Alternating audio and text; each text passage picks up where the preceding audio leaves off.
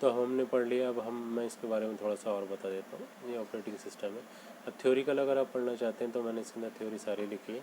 आप चाहें तो इसको हिंदी में पढ़ सकते हैं, चाहे तो आप इंग्लिश में भी पढ़ सकते हैं। बहुत आसान है, ये वही सारी चीज़ें जो मैंने स्टेप बाय स्टेप आपको अभी प्रैक्टिकल के अंदर बताई थी। लेकिन फिर भी मैं आपको बता देता हूँ, अगर आपको फिर भी समझ में नहीं आ रहा है तो मैं आपको बताता हूँ। डिस्प्ले स्क्रीन या मॉनिटर पर एक विंडो में हमेशा कुछ ग्राफिकल छवियाँ होती हैं। छवियाँ यानी कि निशान पाए जाते हैं या उनके इमेजेस पाए जाते हैं, जैसे कि ये दिखाया गया है।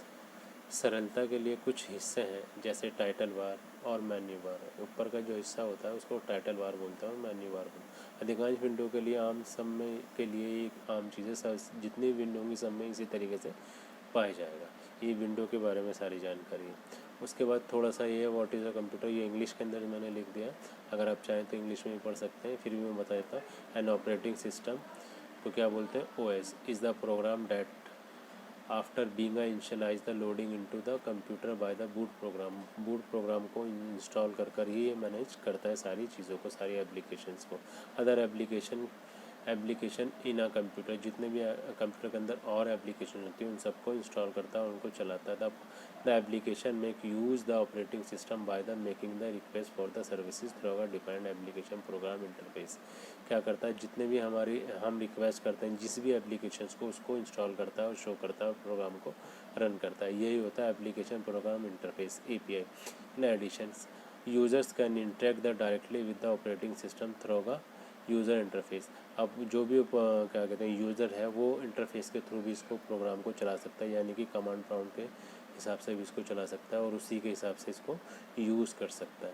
और उसके बाद तीसरा इसके अंदर जो ऑप्शंस आता होता है कमांड लाइन इंटरफेस, यानी कि CLI, कमांड लाइन इंटरफेस। क्या होता है? जो ब्लैक वाली विंडो मैंने आपको दिखाई थी उसके थ्रू होता है।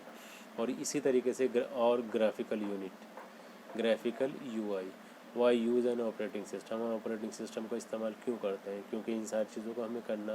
Use an operating system. An operating system bring a powerful benefit to the computer software and software development. यानी कंप्यूटर को चलाने के लिए हमें एप्लीकेशन की ज़रूरत पड़ती है और उस एप्लीकेशंस को जो हम डेवलप करते हैं वो सिस्टम पे ही करते हैं और उसी के थ्रू सारे प्रोग्राम चलते हैं और उसी के थ्रू ये सारे सॉफ्टवेयर चलते हैं। Without operating system every application would need to include its own UI। अगर एप्लीकेशंस नहीं होंगी तो उनके लिए अपना एक इंटरफेस बनाना पड़ेगा, अपनी एक ग्राफिकल यूनिट बनानी पड़ेगी, as well as comprehensive code needed to the handle और लो लेवल फंक्शनैलिटी। और उसको चलाने के लिए फिर अपना एक फंक्शन बनाना पड़ेगा, इसलिए विंडो की हमें ज़रूरत पड़ती है। विंडो के अंदर सारी एप्लीकेशन हम इंस्टॉल कर सकते हैं, सारी एप्लीकेशंस को रन कर सकते हैं, सारे डाटा को हम मूव कर सकते हैं, सारे डाटा पर हम काम कर सकते हैं। यही सारे और ये सारी चीज़ें कब भी यूज़ होती हैं? जब हम किसी सॉफ्टवेयर को यूज़ करते हैं, बनाते हैं, सारा विंडो पर ही सबके ये काम किए जाते हैं। ये सारा वही है जो मैंने आपको बताया। ऑपरेटिंग से ये हिंदी में लिखा हुआ है, आप चाहें तो इसको चेक कर सकते हैं। इस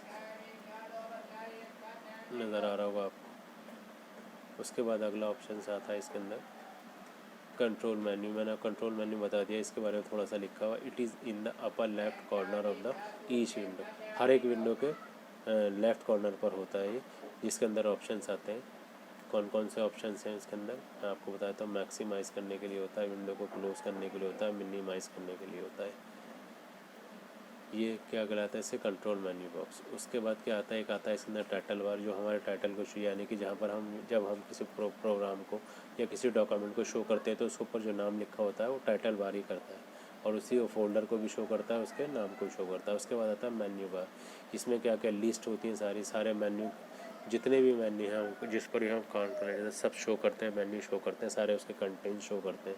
उसके बाद साइड में होता है स्क्रॉल बार, यानी कि ऊपर नीचे करने के लिए। उसके बाद और बटन होते हैं, उसी स्क्रॉल बार के ऊपर जो मेन्यू बार होता है उसी के ऊपर ऑप्शन आता है मिनिमाइज़, मैक्सिमाइज़ और क्लोज़ के सारे ऑप्शंस उस पर नज़र आते हैं। उसके बाद ये रीस्टोर बटन पे अगर हम क्लिक कर देंगे जो डॉक्यूमेंट जैसा था वैसे ही हो जाएगा।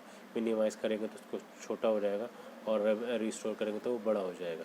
उसको हम चेंज भी कर सकते हैं। इसी तरीके से होता है विंडो का बॉर्डर जो नीचे वाला हिस्सा होता है, मैंने आपको दिखाया था।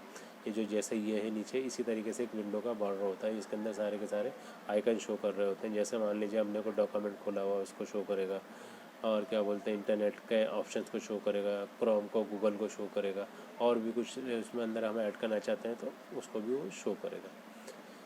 ये हिंदी में लिखा हुआ है इसके बारे में।